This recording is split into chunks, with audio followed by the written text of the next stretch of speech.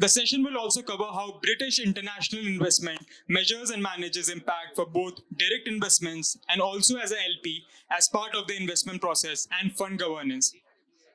Talking about British international investment is the oldest development finance institution in the world. It has been investing for impact for over 70 years now, forming strong partnership with thousands of ambitious business to create positive social and economic outcomes across countries.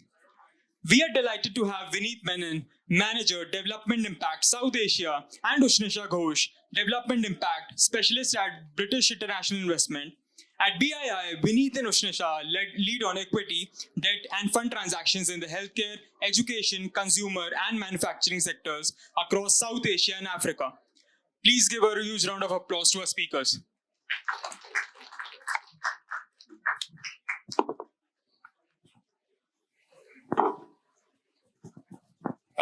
Hi, everyone, and thanks for that introduction. I'll also, before I get into the presentation, I'll also talk about broadly what we do. While the introduction did cover a bit of it, but I'll just quickly deep dive into what we do in India. I and Ushnisha are part of the development impact team at British International Investment. We are based out of, I'm based out of Mumbai and she's based out of Bangalore. Our role consists of evaluating impact of any potential investment, pre-investment as well as during monitoring purposes.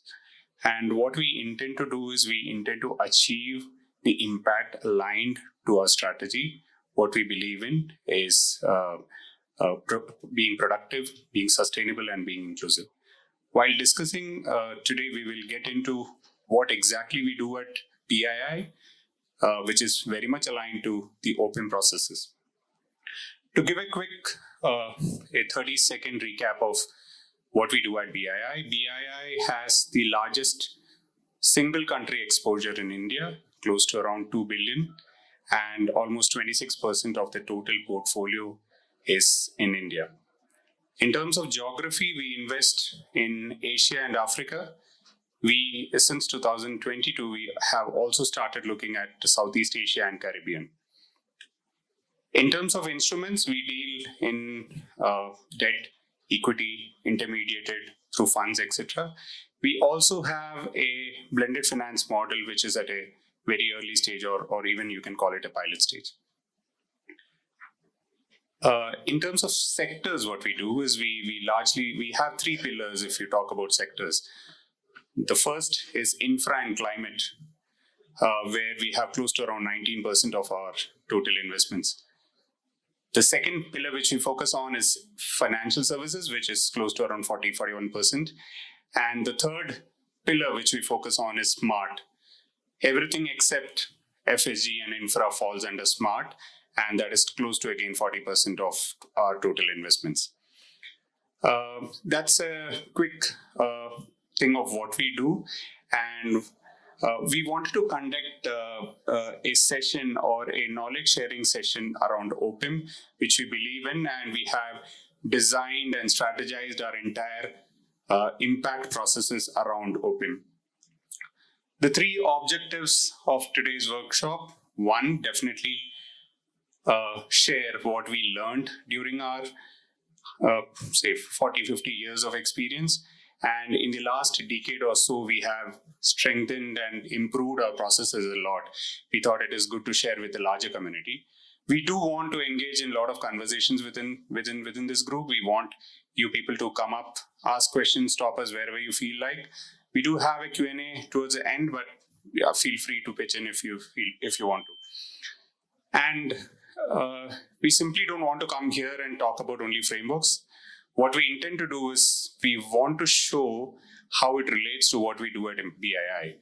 So we want to showcase that impact is not only on paper, but we do it on ground as action as well.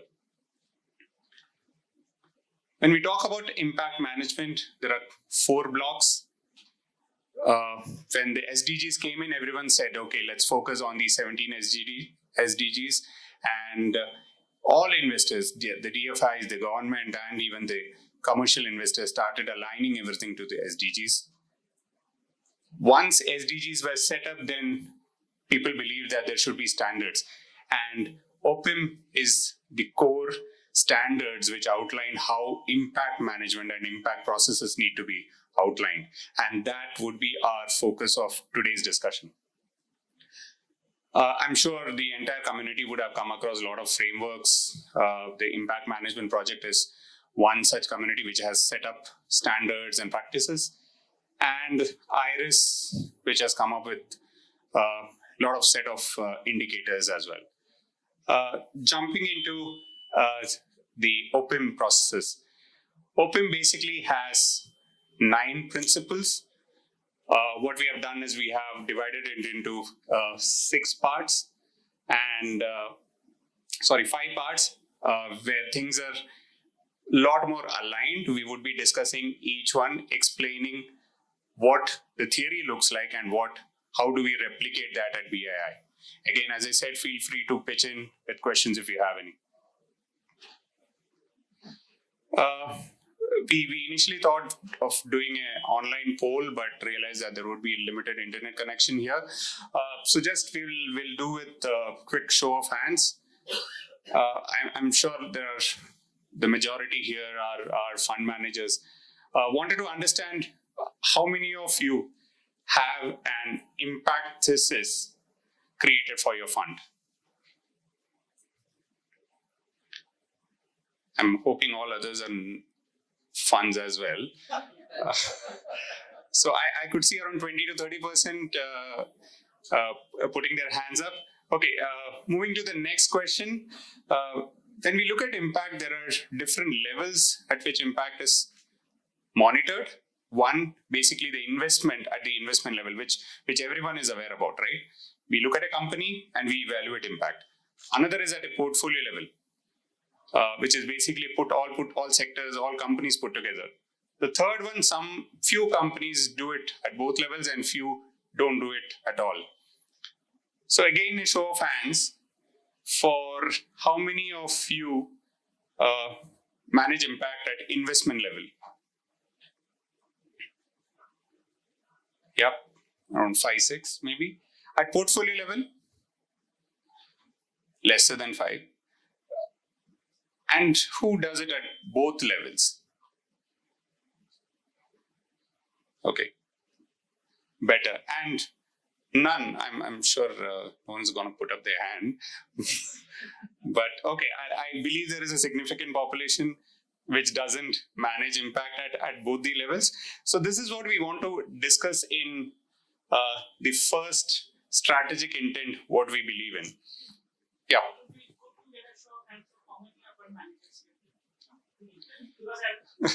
Okay, how many fund managers?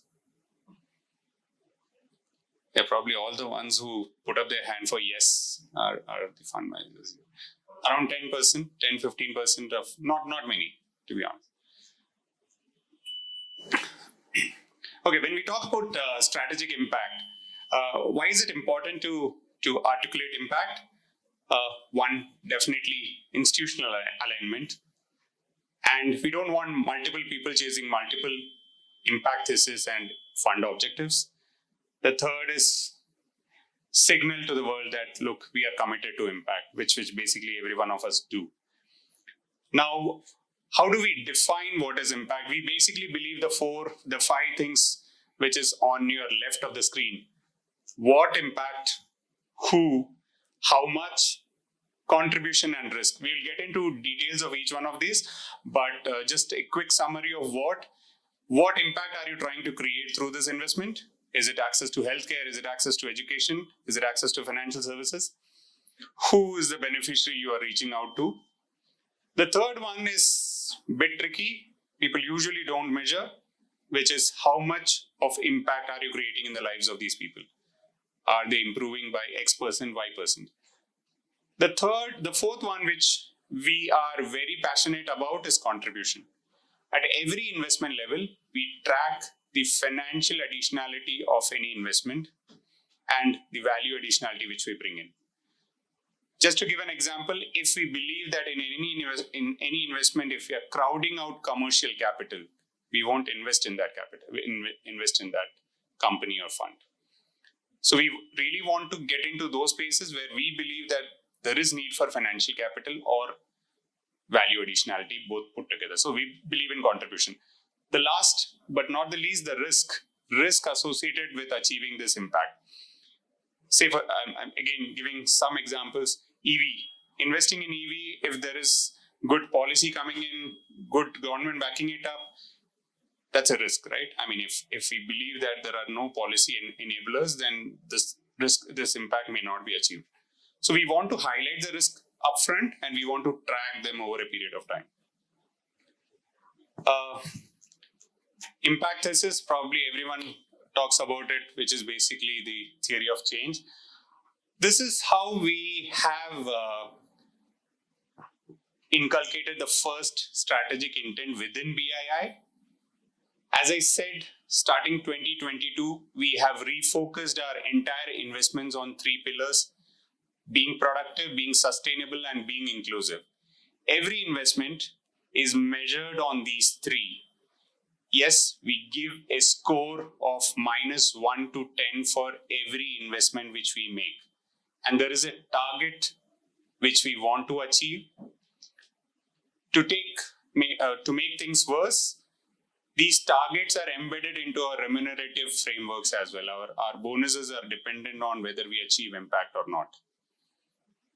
Achieving financial targets is 50% and achieving impact targets is 50%. That's an indicative representation of how we track the PSI. Again, this PSI, as I said, it's measured, is reported at an individual investment level. We also track the performance at a portfolio level. And the LTIPs or the remuneration which I was referring to is dependent on the portfolio level number which we need to achieve. Yeah. Want to take the mic? Sorry, can you guys hear me? Okay. I think the chart here was basically also put to talk about the fact that, it's interesting because this can move in different directions on how much you want to do productive or how much you want to do sustainable or inclusive. I think we do want to track how much of each is also happening, though we have our target is at an overall PSI level. And for us, it's PSI. For you, it might be something else. But I think just the distribution of, what kind of impact you're having is also very important in terms of when you put these targets for, so like Vineeth said, this is part of our remuneration framework, but it's at a PSI level. So sometimes we do have the challenge that we see, where the capital is easier to deploy. We are sort of overscoring on impact there. So that can be like productive or that can be sustainable. So I think this is a learning. It's only been 6-7 months that we have been doing this, but I think it's a learning for us that because it's at the overall PSI level, the capital will of course try to flow to wherever it's easier to get one of them. But if you are designing something in the future, I think it's, if you want to complicate further, you might set targets separately for each pillar, whatever that pillar might be for you. Yep. Thanks, Ush. So every quarter we have this assessment of how we are doing on these 3 pillars. And say in quarter 1, we may be doing well with sustainable, the S score. We may be doing pretty good high with S. There is a clear intent and a message flowing in from the leadership team that let's start focusing on the other 2 pillars. So the next quarter or the quarter following, we would be focusing more on the other 2 sectors. So at an overall level, we want to achieve impact at the portfolio or the PSI level, as well as, like Ush said, at individually P, S, and I level. This is a broad level. Sorry.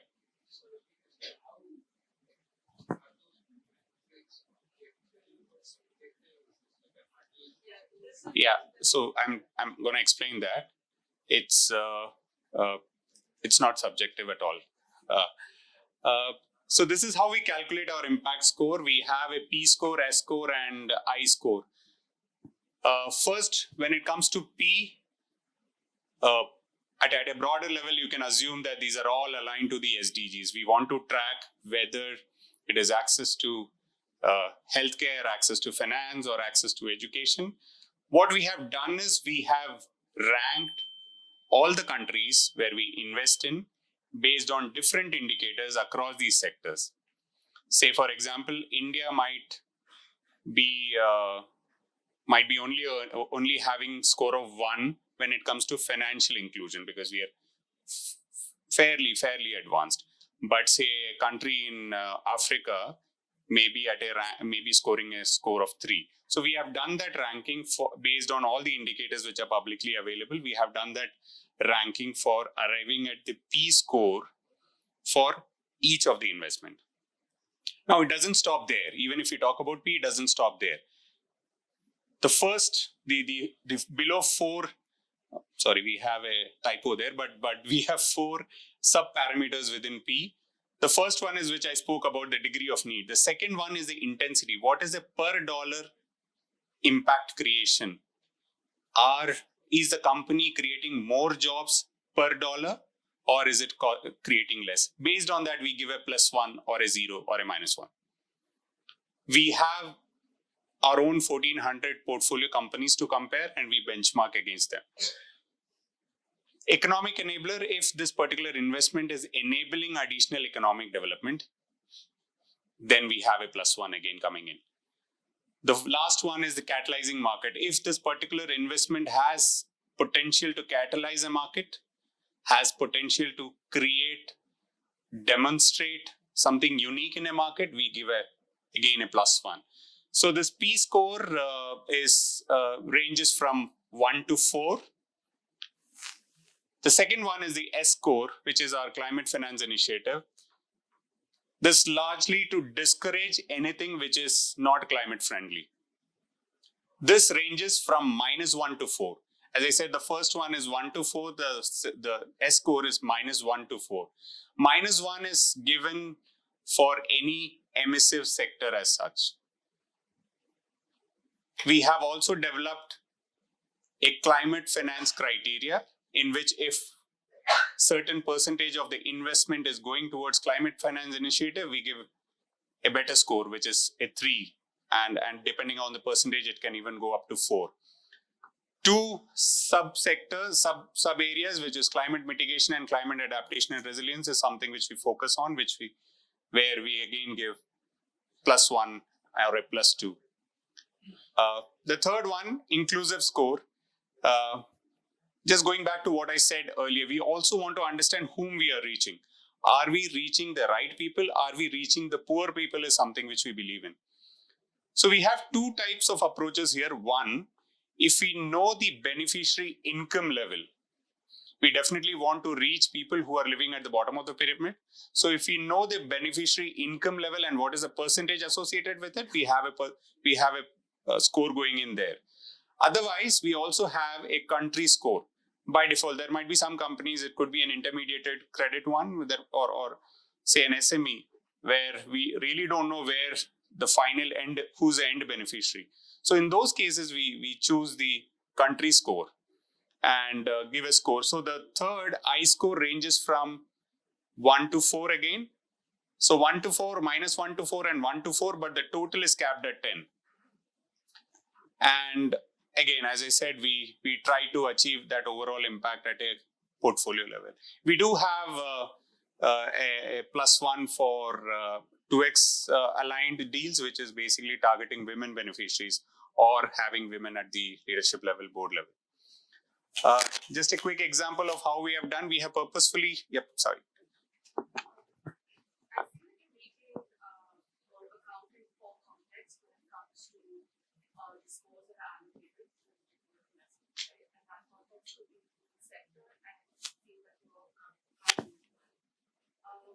My question is, if there was a particular company that was in a high risky sector, right, not a sector that you don't score so highly, but was doing particularly well in managing their risk,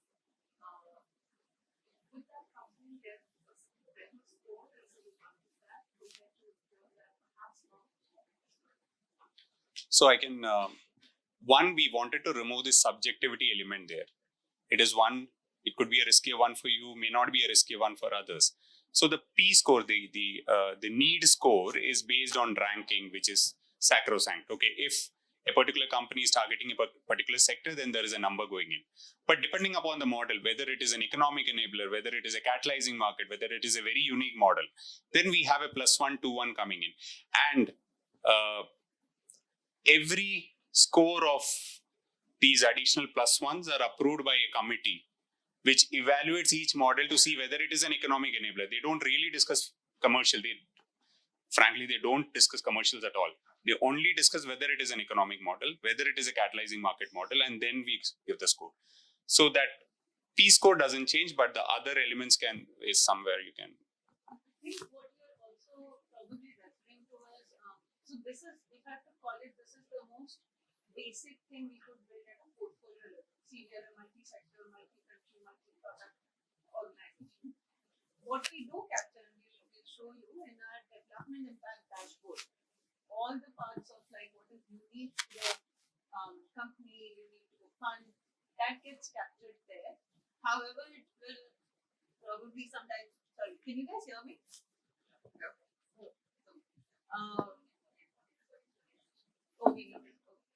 So this is getting captured in the, like what we call as the BI dashboard, because at a portfolio level that uniqueness is difficult to capture, and because it's also linked to our the LTIF, it is audited just like financial statements. So hence we can't develop something which is very complex.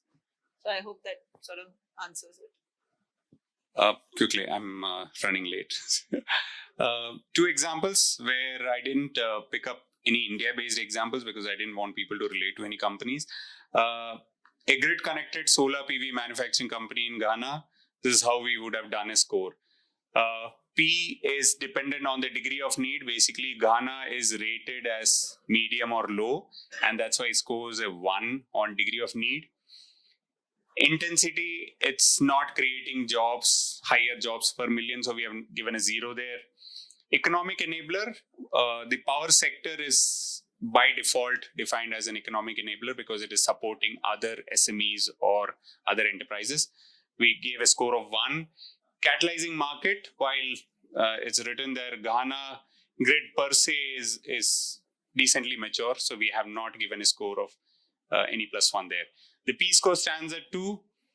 S score, again, it is climate finance, but the percentage fits it in 3. So we give a score of 3. Inclusion, being grid connected, we don't know who the beneficiary is. So in this case, we adopt a country score for Ghana.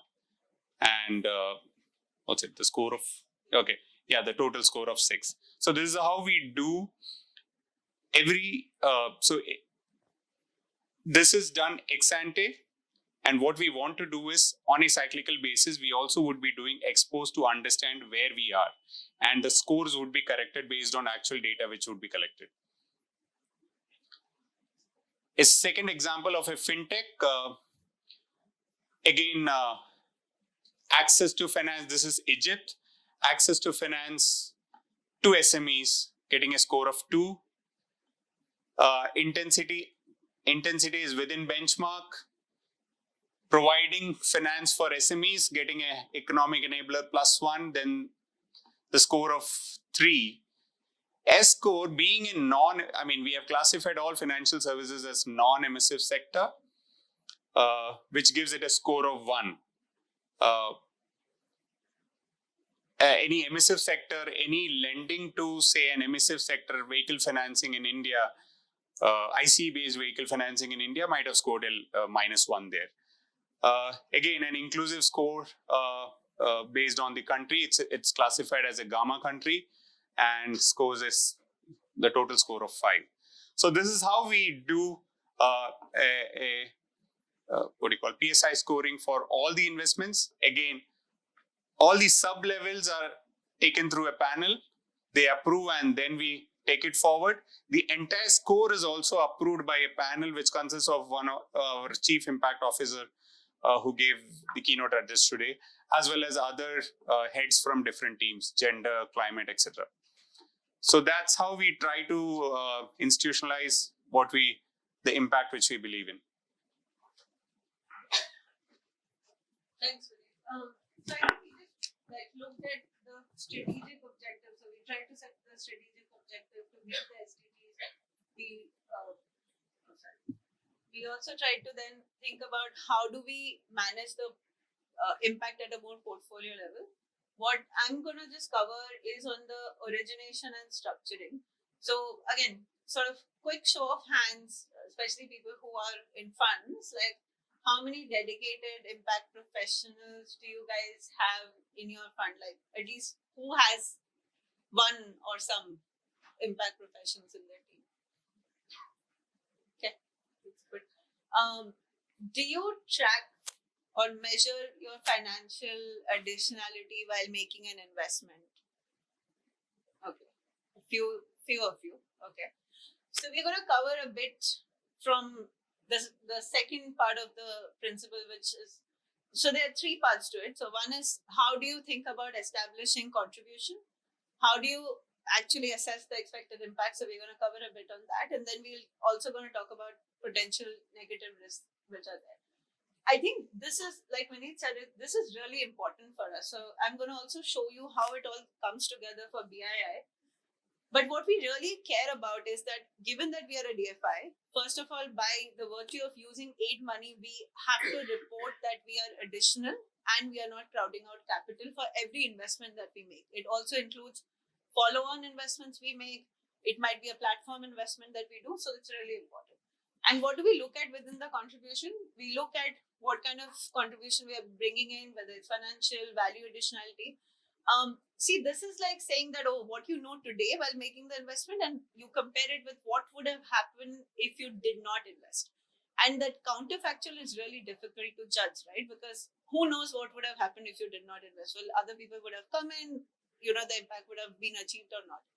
So it is a judgment call. So we actually assign a sort of, so the rating is from none to high, none, low, medium, and high. The none rating should not go to IC at all for our investment committees. But what we try to do, the second and the third part talks about is the confidence. What confidence do we have? So because again, we invest in multiple countries, sometimes we know that, okay, in a particular country, say the credit market, the credit fund market is not that developed. So we have probably more confidence in investing in a market, in a credit fund, versus say in India, you are doing a VC investment where a lot of other pools of capital are actually, really wanting to get to that cap table. So then the question and the discussions at ICs for us are much harder because you have to prove the contribution. I think this chart is also really important. So it's not, the contribution is not about what the investment is already achieving. For us, it's about our use of proceeds. Where does that really go to? What is the impact that will create? It's not enough by saying that company X, it's great, it's very impactful. And of course, we will look at that impact that has been created. But what is important for us is the capital that we are giving. What is the contribution that is making? Because that's what matters, right? Like, what is that additionality that we are bringing in? The other part within the assessing impact part, let's cover the framework and then we'll go to the BII part of it. As Vineeth mentioned, so the impact scoring is a portfolio level tool, which talks at a more larger level, our strategic objective and how that is being met with the score. Beyond that, we also get into before even the DD stage, say, and very practically, an investment team member will come and say that this is the fund or this is the company I want to invest in, debt or equity, or if it's a fund investment. We have to look at how it's aligned or not aligned with our impact objectives. We also will typically tell them what is the scoring range, but we'll also try to understand what are the sort of impact risks which might be there. Then once the process is launched, it goes through IC, we will also look through the due diligence and, depending on the size of the check, depending on how difficult the impact linkage is, we sometimes take external DD or we sometimes do it in-house. And then there's also, like Vineeth mentioned, it's very important for us to close the loop. So during our portfolio review meetings, which happen quarterly, annually, we have to make sure that we are following up on the impact that we set out to achieve. We will also talk about this a little later, but every final IC that we have has an impact monitoring plan, which has the targets, which then gets mapped against and like looked at whether we are able to achieve that or not. So that's the follow-up piece. I think I'm just gonna sort of move through this. I think this part is really important. See, we really believe it's an iterative process. It's not like everything you wrote in the impact monitoring plan will be always sacrosanct. There are sometimes the model changes, sometimes something else might have happened. COVID might have happened, right? Like who knew a lot of things we set out to do sometimes did not achieve because of COVID. I think it has to be the iterative process. That's why we are embedded in the investment team. So we work very closely with the investment teams to understand what's happening in the company or the fund to make sure it's a more iterative process. I think the other bit which is linked to the point 5 is also an ESG, right? So our impact risk, one of the biggest pieces we look at is the ESG side. There's a whole team which is looking at the ESG risk. I'm going to talk about the impacts 5 dimension. I think the other point to focus on is the most material impact. Like you can draw a sort of laundry list of things that you want to look at for a dairy company, right? Like starting from like, okay, how much increase in farmers' income to like, everything that they might be looking at. But I think the important part is that what is the materiality of it, right? Like what is the materiality of it for you, right? Because the company might want to track XYZ, but also with the company, you need to understand as a fund what is material for you. And I think that sort of gives you the opportunity to add value. And in our assessment of contribution, and which I'll show you in terms of the way we do it, is this. So we look at the investment impact. For us, that's multiplied by the contribution that we are having to come to the BII's impact. I think the case we don't want to land is any investment which is low on the overall investment impact and low on contribution. So that again, just to bring it to life. So if we are making an investment in a very high impact company, we know that our further capital will increase the impact. But we know that there are tons of commercial capital chasing it, and we are bringing nothing to the table, which means that our BII contribution is probably none or very low. In some cases, we'll still go ahead if that's our strategic objective. We really want to like move the sector to another new level. But what we don't want to do is there is probably very low investment impact and very low contribution, and those are the kind of deals which generally would get killed in IC. And the way we determine is this, to your point, where do we capture like those specifics of an investment is in a dashboard like this. So we talked about the IMP framework. This is just an example of a fund which we were looking at, which talks about which sort of SDG that you're looking at. Who gets impacted. So because it's a fund, we would typically look at what is the exposure across countries. If it's a multi-country fund, we look at the scale of it. The debt duration is probably the toughest always to measure, and sometimes we do. That's why put out external, I would say DDs before investment or sometimes post investment to understand that depth. I think the risks are captured not just here, even in our review, which happens quarterly. Those risks are actually rated to say that whether the risk is actually materializing, should we do something about it? So that gets rated and is fed directly to the portfolio review. So it's not something which is just recorded in an IC paper and left there. The contribution is also recorded. Like I said, there is a rating which we give to each investment, which comes into that. The contribution, just from a perspective of how we capture it, looks something like this. And this is what I was talking about. So the confidence part is something which we as individuals, as people who are assessing impact, have to put that, because we have to make the call that, okay, are you actually having enough contribution? So again, giving an example, and we were having this conversation earlier, a lot of times for us doing, what we love is growth capital, right? So we are giving money for something to grow. What we don't like is a lot of secondary capital where, you're just sort of changing hands with another fund or just giving, money to another fund, which is not leading to any sort of incremental impact, because what we deploy is tax-based capital, and that is supposed to create impact. So then you have to align with all of that in our confidence section.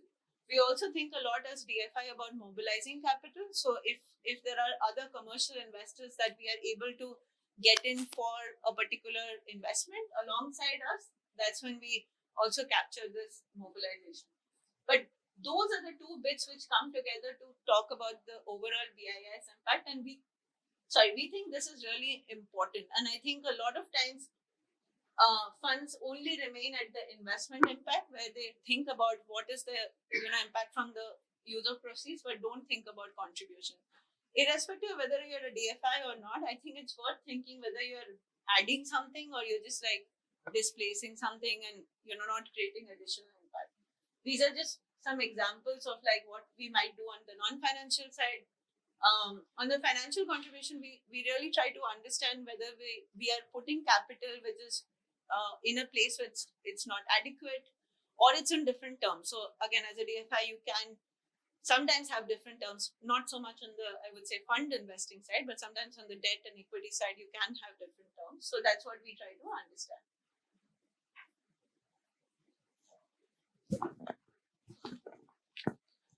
Just completing the loop on what Ush was referring to, we work a lot with our fund managers to improve the ESG processes.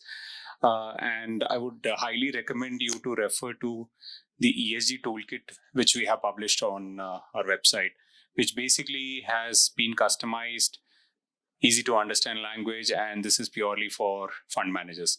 So please feel free to download. And we also conduct yearly trainings for the fund managers, where we have also started including sessions on development impact, and which is held every year. So probably we'll reach out to you the next time we have it in India. Again, show of hands. Let me start with the second question.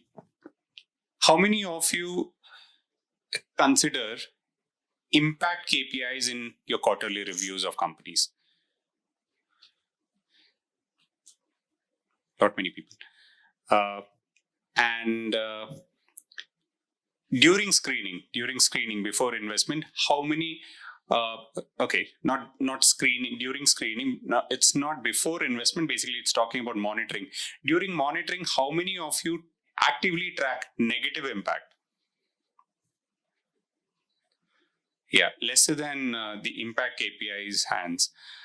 So this is what we would focus on the next part, which is basically monitoring and managing potential negative impacts. What we believe in, while we have a good practice of putting up a PSI score, we have a decent framework which we have developed, which we believe is comprehensive enough. We have a contribution assessment which is going into the system. But once we have invested, we also wanted to track it effectively to ensure that whatever impact we wanted to achieve is achieved within time, within the capital which we intended to use.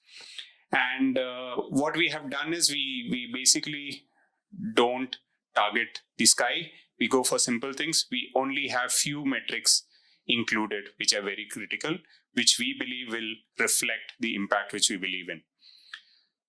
We are very conscious of data collection. We don't want to impose additional requirements on the fund managers or on the investee companies. So we are very clear about what we want to collect and how we want to collect. If there are any proxy indicators available, we are happy to adopt that and accept that.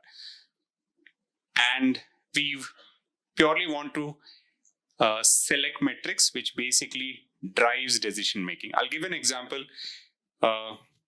Suppose we are looking at a healthcare company and we want that company to reach the poorest of poor. We would probably track the income levels of the beneficiaries there. But in other cases, we may not track the income levels because we are clear what we want to achieve in. And if during the course of monitoring, we believe that the company has not been able to achieve the percentage which we intended to, then we probably conduct a course correction, or we ensure that impact is achieved. We adopt IRIS as a standardized metrics across. And this is a typical example of how we do our monitoring plan. It's not this short, but this will give you a fair idea of what we do. We identify sources upfront from where we will be collecting data, and this is ensured and this is managed throughout the investment period. If surveys need to be done, we also conduct deep dives and select validation exercises where we have a third party going in and validating validating the impact. That's a who part. In terms of scale, so in this particular example, we are investing in a fund. So we know that beneficiaries can exist at three levels: the customer level, the employee level, and the supplier level. We track all three. Depending upon if it is an agri or a dairy company, it could be the suppliers who are the key beneficiaries. If it is a low cost product, it could be the end beneficiary who's the core beneficiary. So this is what we track. In terms of depth, it is as Ushnisha said, it's very difficult to track, and we trust on largely survey studies which are select, and we focus on where we want to conduct that study, which investment we want to cover, and track that. This I'll skip that. Yeah. I think the one thing on metrics and Mike. selection is, I think the one thing on metrics and selection which we have also seen is we've recently worked with the NBFC, which was just usual. They were doing loans, and then what we realized is they are working with a lot of house improvement loans. But then because we had asked them for gender disaggregated data, we started to see some trends from certain pockets of women taking these loans, and we worked with them over 6 months to sort of co-create a product with them to just focus on women either just owning directly or might be co-owners of home improvements or new home loans. And I think this was all coming from the fact that we were monitoring it at a gender disaggregated level, because otherwise we would have never saw the trend, and we would have never got to this directed lending product which we led to. So I think the importance of that, using metrics which can lead to decision making is really important, instead of boiling the ocean and saying that we will put out a nice report or something out of it. Yeah. In terms of processes, what we adopt for monitoring is we have something called an early warning signal, which basically tracks the impact indicators and their performance of each investment, each fund across geographies. This is done at a quarterly level. And what we also do is for all the red rated ones, we involve the OCIO team as well, so that if there are any red flags to be highlighted, they are aware upfront. The second one, which basically the PRMs are at a portfolio level, we do it at two levels basically. One, the early warning signal, which I was referring to, and the other, which I just spoke about, the in-depth or the deep dives which we do across portfolio companies. Wherever we want further validation of impact, we conduct deep dives, and we don't burden the fund managers with cost on it. The third one, which is very important, across geographies, we have a learning platform where the indicators, the proxies, the learnings which we had across sectors are shared with other team members. While we have close to 600 plus people working across geographies, but everyone is aware about every investment which happens across geographies.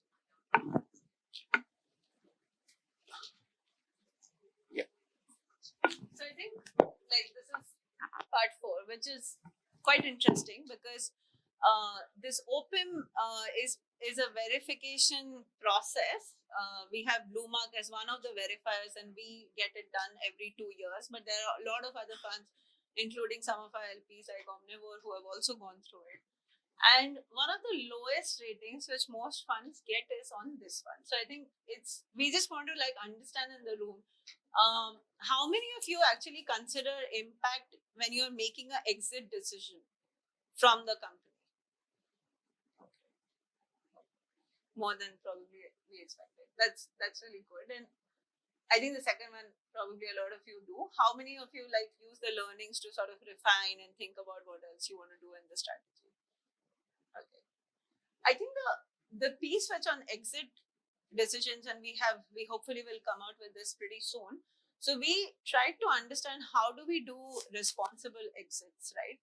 And I think this is just examples of when we are trying to exit. So what we will think about is that whether impact is actually embedded in the core business model of the company. It can be around founder controls, screening buyers for the kind of risk which they will take, like, are they going to reduce or layoffs, etc. Again, value aligned buyers, and this is principles, right? Like, life happens, and of course you might not be able to meet all of them, but I think we think it's important for us to think about some of these considerations when we think about exiting. And just to share, like, these are the three things we think about from the process perspective.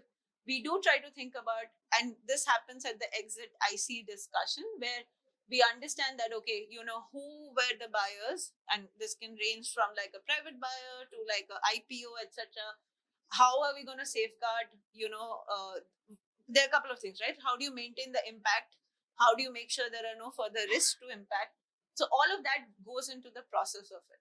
The timing, I think COVID might be a time where, probably is not the time where you are trying to exit a lot of investments, because there might be issues about them able to raise further funding.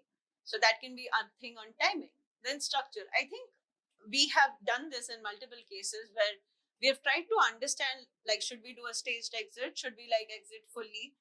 So I think a lot of those considerations, which probably don't come out enough in the open, but are discussed in our exit ICs very thoroughly, and we have a full rating section on this entire piece on responsible exit, is to think about these things: the process, the timing, how the process run, what is the timing, what is the structure that we want to follow on exit, and how all of that sort of links to the impact that we were supposed to create and the risk that we were supposed to mitigate. I think just on the review, documentation, improve, I'm not going to spend a lot of time on this, but I think we do feel that this is a really important part, like having existed for very long and also having gone through multiple cycles. So before 2012, we sort of had only were doing fund investing, then we restarted direct investing. So we have used a lot of these learnings to reflect on like what we want to do. Any of you, or how many of you actually use third-party verification of the impact you're achieving at a portfolio level? I'm not saying like investment level. Okay, there are 2 or 3 hands. I think this is again a thing about external verification, which we have started to also look at when we are investing in a lot of funds where we think there is alignment. We go through third-party verification with the OPIM principles to understand it's not just about knowing where you're today, but I think what is important is, as we invest in the fund, what is the journey that they can take on these open principles, on the impact management that they have, which then sort of feeds into this part that we think that brings integrity, transparency, and as well as sort of ups the standard of the kind of funds. And I think in the last 2 years, we have done around 8 or 9 verifications with the funds that we have invested in, and some platforms that BII wholly owns. So I think we think, and including ourselves, so we go through this every 2 years, we publish it, how we have got rated. Like Liz said, our impact officer said that it's easy to publish when you're doing good, but I think it's important to sort of build that, we talk about greenwashing, we talk about a lot of those things. So I think those third-party verifications where needed are good to have. That's it. So it's 3 of us. Actually, Prashant was also there. So we are 3 of us here from BII. We just wanted to share what we are doing. Hopefully, some of you might have taken some interesting insights from this, but happy to answer any questions or happy to give back time. I know it's been very late. Oh, okay. Should we pass the mic? So I gathered at by Kumar Subramanian. I represent Skull Partners. I gathered that there was a 2-step process at the due diligence stage that you mentioned, which is portfolio company impact times your firm's contribution, additionality. And I also gathered that for the portfolio companies contribution, you use the IMP framework. for your additionality, is there a standard set of framework that you use? Sorry, what that is called is the MDB framework. So, multilaterals have looked at a framework from a perspective of contribution, which basically doesn't get into as much detail as we have, but it just talks about financial and sort of non-financial contribution. What we have done is sort of broken it down a little bit further. So there's some guidance that what kind of capital you're getting, like, can you distinguish that to us, give more confidence that, how much contribution you're having. Because if we are coming in at a senior tranche versus we are coming in at a junior tranche, we are coming in with a first loss versus something else, like that distinction from an impact perspective is captured in the contribution section. Right. Part B of my question is, you mentioned this is ex ante at the time you do the due diligence stage, the impact measurement. Do you also do an ex post? Yeah. So that's what Vineeth was saying. So at the portfolio level, the impact score will be calculated because this is new. But in our, a shareholder agreement that we have promised that every 2 years, we will calculate the ex post score of every investment that we make from the time of the investment that is made. So that is on the portfolio score itself. That's just the impact score. What we also do ex post, like Vineeth said, we sometimes do deep dives and all of that, but on a regular basis, which is quarterly and annual, we track all the impact metrics which were in the IC paper when we put it in the monitoring plan. So that is tracked every quarter. And for, depending on instruments, so we do it across, for equity and debt, it's captured every quarter. All right. Thank you. Vineeth from Omidyar. So firstly, thank you for sharing. I think you guys have really thought hard about this, and a lot of what you said resonates with, I think, many people in the room, including us. So let me maybe just mention 2 or 3 kind of responses one gets when one shares, rigorous approaches such as the one you have presented. And we'd love to get your thoughts on how you address it. One is this feels a lot like compliance because you're asking for a lot of things, a lot of data, and it slows us down. Right, and as a result, you can miss out on good deals, etc., etc. That's one set of. The other is more around. This feels like, you're making a science out of what is an art. Impact is and by creating so many metrics, you are actually making the process reductive. And when people react to metrics rather than to the higher purpose of impact, etc., etc., right, and by sort of focusing everybody's energy on certain metrics, everybody just focus on those things. And that is a reductive approach as opposed to something that raises the bar on impact.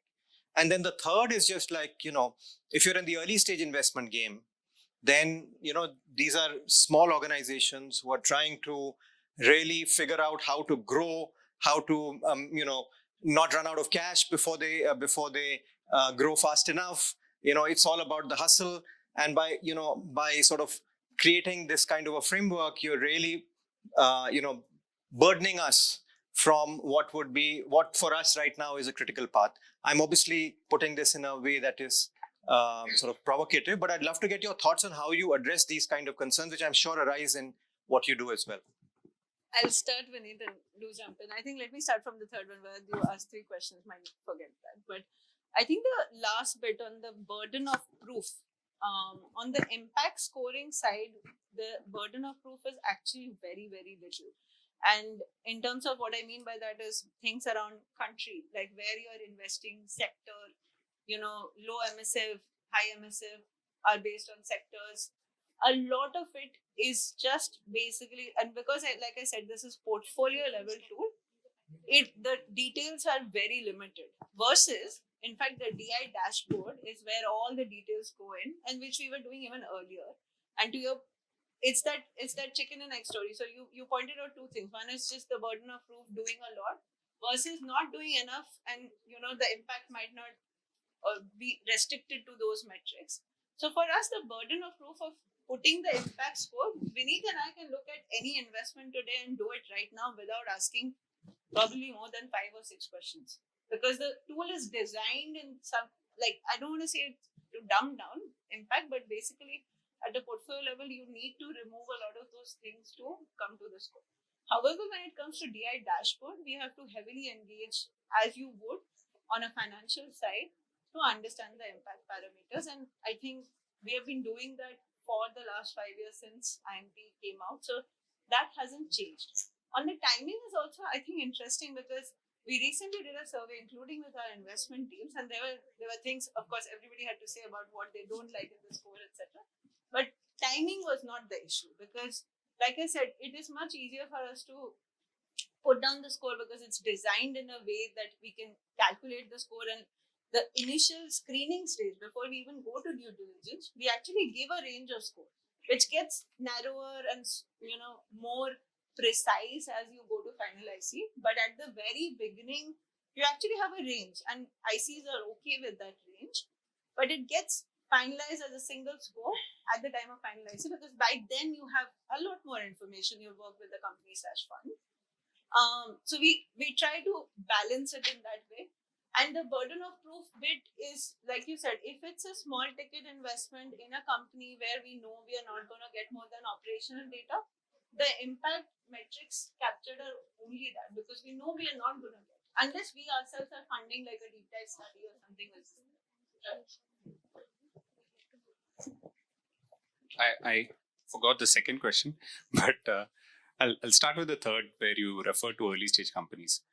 While we do understand that early stage companies probably will struggle reporting on data, we have a specific VC funds program which is designed separately. Although we track PSI at every level, but we understand that VC funds investing in very early stage companies will not have so much data to report. We rely on basic data which is available, which is, to be honest, jobs and revenue CAGR. We don't go beyond asking what we believe in. That's the first one. That's the last question. The first question was around... Correct. So one thing which we want to be sure is we don't want to do any wrong things, right? We don't want to get into an investment and tomorrow realize that probably they have a coal-powered burner, right? Boiler. We don't want to get into such things. So we have this process in place where we ensure that we are doing things right. It might take a bit of time, but as she said, we can probably do a scoring in 10 minutes or so. So it's not delaying the process as such. Cool. Sorry. Probably one question or so, because... I think we'll have to pause the Q&A because the panelists for the last session actually have a slot to go to. So we just request if the Q&As can be parked and maybe you can answer them in person. Thank you. Thank you all.